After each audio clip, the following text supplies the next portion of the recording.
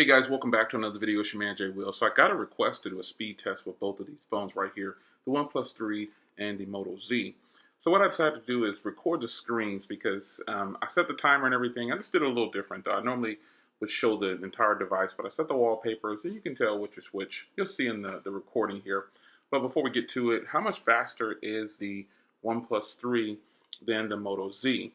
Well, I can tell you not by much. So check this video out and then we'll talk afterwards.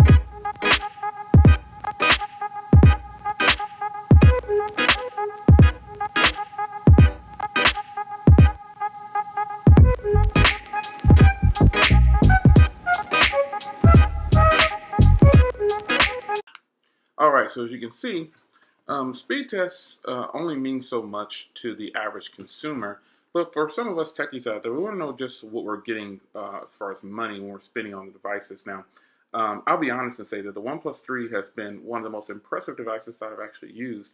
I haven't had any problems with this, nor have I had any problems with this. But the difference basically boils down to price. If you take a lot of the techie stuff out of the way of it, this phone costs $625, and this one, costs $400. So if I was going to recommend one of these to a person, it wouldn't be because of the benchmark tests and everything that I just did and the speed test. It would be, sometimes now you have to start with price. Like, how much do you want to spend? And if I had to choose between these two phones, I would actually choose the OnePlus 3. And it's not because of the benchmark test, because it wasn't that much difference. It was just a few seconds difference, I think. So, but overall, I think a person would probably enjoy the comfort in hand compared to this feel right here. Now, I still say this is the best hardware on the device right now. But if you had to give a person an option between both of these, once you tell them the price, I wouldn't have to recommend it probably. They would see that this one performs better, and then they would actually pick this one because it costs less. And like I've said before, I actually love the way this phone looks. It's a beautiful device. But out of these two, this one does perform better. And I think it's solely because it has a 1080p display. And then you have 6 gigs of RAM on top of that. Because internally, they both have the 820, the Snapdragon 820. But, this phone is a little bit more easy on the hand. This one is more rigid. But remember, I prefer this phone as this is a daily driver right here for me. I love the hardware on here. I think it's a beautiful phone. Camera, everything is just great. But when I'm thinking about overall, there are some things that I like that people might not like. Some people might not think this has the best hardware. They might say this has the best hardware. But I can guarantee you, if you just bring price into the picture, and it's these two phones, a person who wouldn't want to spend less and get better performance, And so what if they might not like the in-hand feel of which one, whatever. Sometimes we have to make a choice on something based on the price. I tried not to do that, but because obviously I have them both, so I really like this phone. And again, it's daily driven. So this phone right here, I got it because I needed to get it out of my system. Everybody kept saying how great it was, and I thought, you know what, I gotta see if it's great. And the truth is, it is great. It has nothing to do with the speed test I just performed. It just means that I think more people might want to grab this phone over this one. for some reasons. Now, let's get into this now. This is unlocked and has dual SIM, and you can use it on any carrier. I think you can't use it on Verizon or Sprint, but you can use it on GSM providers. And nowadays, even though you hear all these Verizon's number one, there are more GSM people out there than there are CDMA. But Verizon has their phones factory unlocked, so you could get this like I did and use it on T-Mobile, which is where I use it at. But comparing the two, man, the OnePlus 3 performs better. I don't have any problems with it at all when compared to the Moto Z. Now, the review on this one is going up. I already have my review on this one up already. But the OnePlus 3 review, I'll work on it this weekend more than likely, or I'll try to have it up pretty soon if it's not up already. By the time you're watching this video, scan back to my channel and find the OnePlus 3 review and see if it's up. But this review is up. This phone is a fantastic device, and I gave it very high marks. But just in performance, I think, for longevity, this doesn't have an expandable memory, but it has a 1080p AMOLED display, which, I love AMOLED displays. And this has an AMOLED display, but it's Quad HD.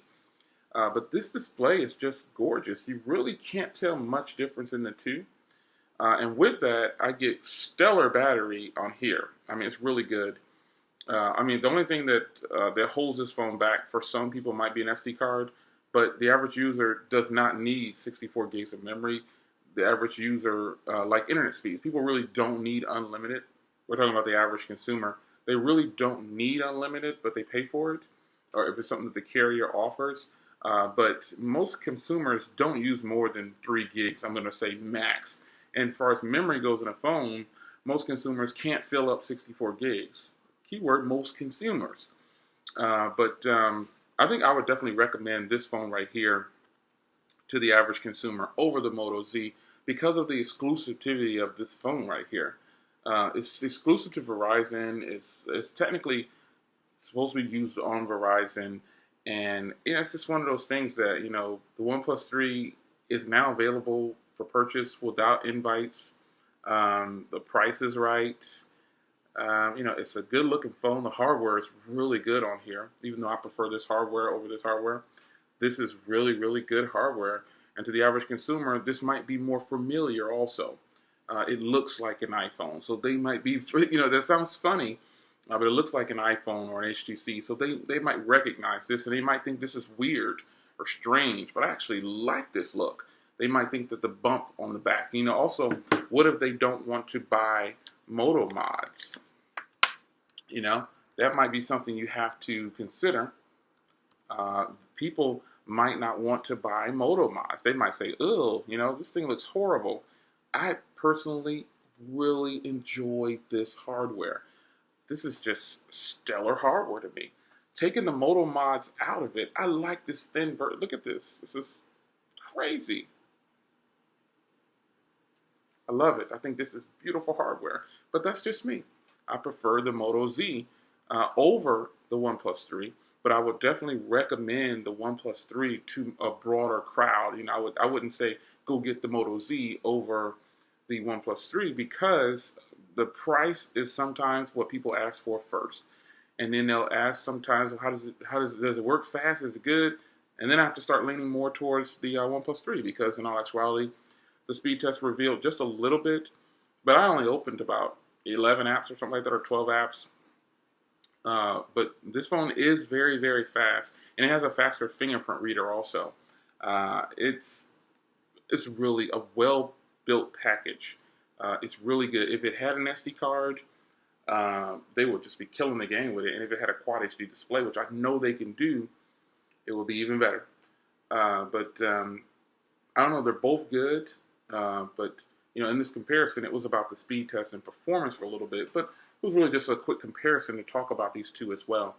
And, hey, I would definitely recommend the OnePlus 3 to a lot more people than I would with the Moto Z. This is kind of a niche crowd right here. You get this phone, you're into, more techie type stuff probably. But the average consumer is just going to go to Verizon and be sold on this phone. But most people aren't going to go out and spend $625 or $720 for the one that's the Force. Most people just won't do that. You got to remember the average consumer will not do that. But people might be more at ease spending $399 on this when you put them side by side and you explain to them you're getting pretty much a better package over here. Now this does have an SD card and it has adaptable storage. However, again, we're looking at build quality, and this big bump might annoy some people. I think it's cool. This has a front-facing flash, but I think that fingerprint reader is hideous. This is more familiar to people. What I'm saying? It's got a rounded little thing here. This also has a very loud speaker compared to this front speaker, but this has the modal mod. See, it goes back and forwards. But again, when you're talking about the average consumer, this is the phone that I would tell every average consumer to get. Had to plug this one. Are you listening? Yeah, but these two, this one performs a little bit better, not by much. This one gets better battery. It's just a better performer for the two. So just a little comparison there. I gave you the speed test and everything with opening the apps, and just wanted to show that to you and share that with you. The user that asked for this review of these two side by side, kind of different. I was going to shoot the camera and do the overview. I was like, I don't want to do that. I want to just do these speed tests and then talk about the devices. And that's how I feel about it. I prefer this phone, but I would definitely recommend this phone. I would recommend this to people who say, I can afford that. I would say, go ahead and get this phone. But to a person who's, I guess if a person want to make a personal choice, because technically we probably can all afford both of these, but how we decide to spend our money is a different story. So, but my recommendation for longevity will be this phone. Because there's no moto mods to carry around. There's no back plates are changing. I could throw a case on this and charge it and everything, and it's good. But with this, it takes a little bit more work to have this phone. Because I'm intrigued by phones like this, and I think this is just a flawless piece of hardware. I can't stress it enough. Anyway, it's your man Jay Will. I'll cut this video short. Quick discussion on the Moto Z and the OnePlus 3.